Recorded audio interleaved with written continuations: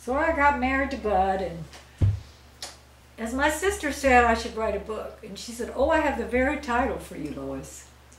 You could say I came from being a hillbilly to being a Hoosier. She said that would be a catchphrase for me. Yeah. I said, well, I don't know. I don't want to say I was a hillbilly. You know, I wasn't in the hills, Rachel. I could say I was a southern girl, and then I came north to the foreign land. It was kind of foreign when I came up here. Really, it was. I thought it was so different.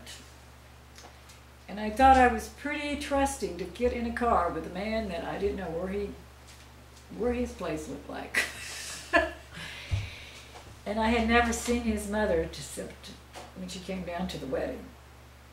Let's see, for Dad and Fred and Rosalind and Bud's mother and Daddy came. And so did Kenitha. She was like 4 years old.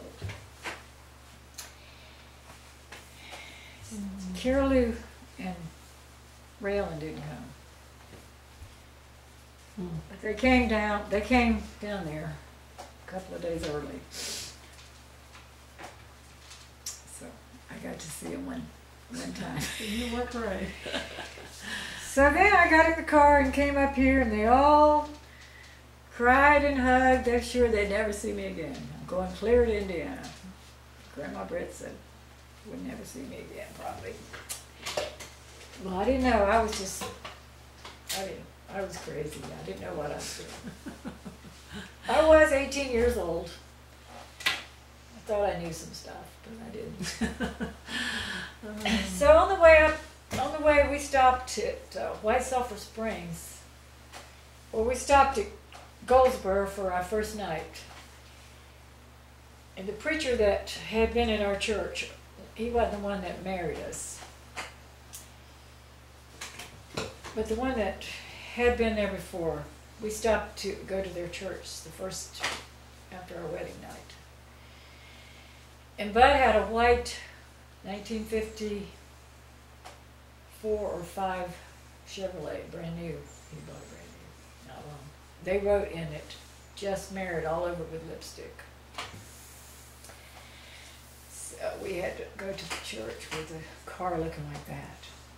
They all knew we were just married because the preacher had already announced it. So that was kind of embarrassing. So then we came on to White Sulphur Springs, West Virginia, and spent our second night. Because it was a long way that they didn't have interstates. Then when we came, the last day we was on the road, we stopped at Xenia, Ohio to get some groceries because Bud had bought a deep fryer for one thing.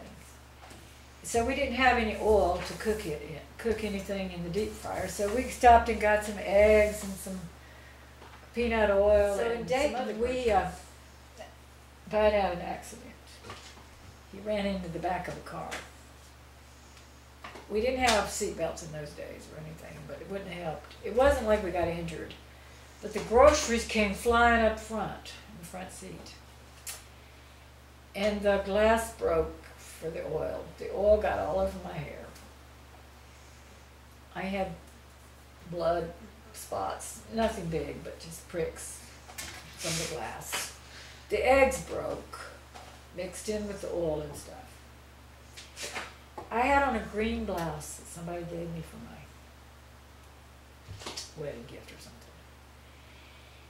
And it was kind of like a fabric that would just soak the oil up. You could tell exactly where the oil went.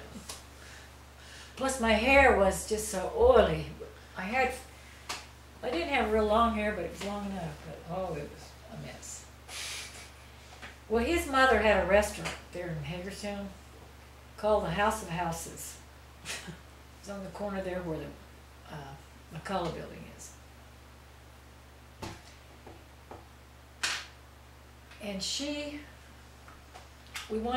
Bud wanted to show me off.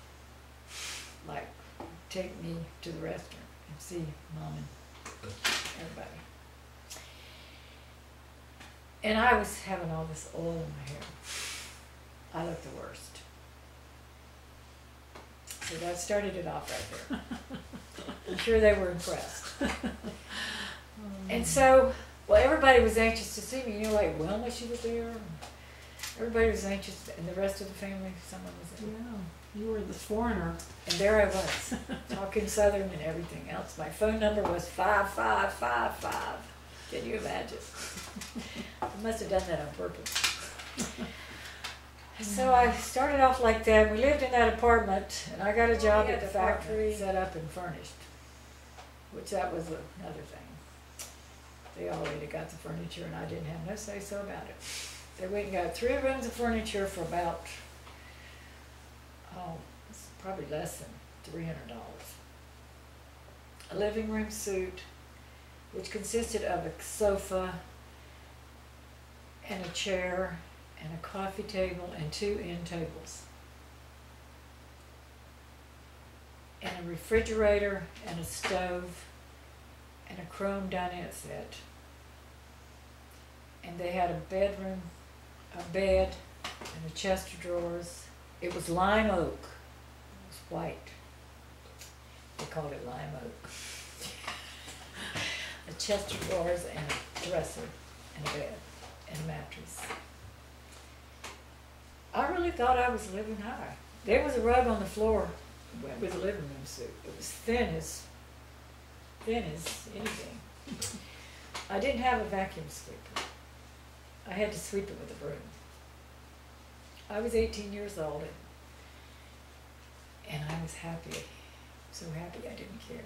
I thought it was like a mansion. We lived upstairs, and Mrs. Abbott, the one that her husband started the Abbott's Candy business, and she was in her 80s probably. She lived downstairs, and she was a widow woman, so she just had gotten cataract surgery, and she wanted me to put drops in her eyes. And I'd go down and put drops in her eyes every so often when she needed it. And she was very good to us. She let me use her washing machine in the basement. It was a wringer type washer. They had a clothesline that you, like an umbrella clothesline you put up in the yard when you washed. The candy factory was right in the backyard, the little building where they actually made the candy. That was before they had the 2 sisters. So she kept us in candy. My birthday was, we moved in there in January. My birthday was February the 10th, and she gave me a big 5-pound box of candy. Oh my goodness. And at Easter, she gave us a big chocolate bunny. Big, pretty good size. So we thought that was special.